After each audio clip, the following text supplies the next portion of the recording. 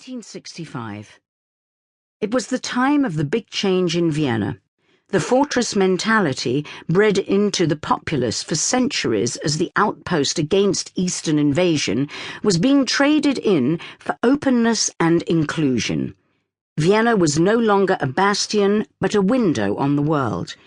By imperial decree, the city's medieval walls had been raised. The glacis, a no-man's land formerly separating the city and its suburbs, was being developed in one of the biggest, most grandiose real estate development schemes the world had yet witnessed. Emperor Franz Joseph officially opened the boulevard on May the 1st of that year. Meanwhile, my forefathers were battling seasickness and fleas as they voyaged across the Atlantic from Wales and Norway, making their way to the Midwest, where they settled for several generations. And then my immediate family later finished the journey, trekking all the way to the limits of the continental US to a tiny beach town in Oregon. I was raised in that sleepy hamlet. Its population of a few thousand from September to the end of May doubled during the summer months, with Portland tourists flocking to the beach.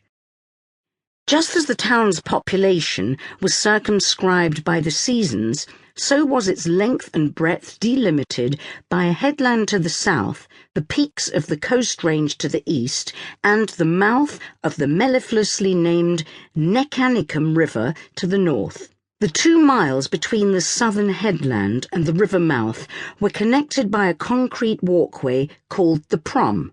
It fronted the town, ocean to the west, and rows of delightfully lumbering old beach houses to the east.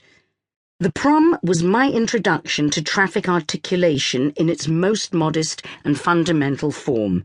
I loved that Prom. As a youngster, I rode my bike along it to golf courses where I caddied or mowed greens. I made up tales about the musty Victorian houses along its eastern edge, my first efforts at fiction. The Prom also formed the top of a T with the town's other main street, Broadway, a Coney Island paradise of bumper cars, a Ferris wheel, miniature golf, cotton candy stands, and arcades full of zinging and dinging pinball machines where our summer overflow crowds of tourists could be found thronging. Those carnival delights and the beach houses along the Prom delineated my architectural world.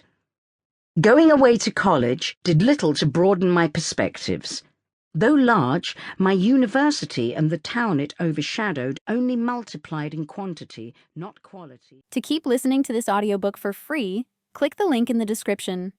It will take you to a free Audible trial where you can listen to this and many other books for free for 30 days.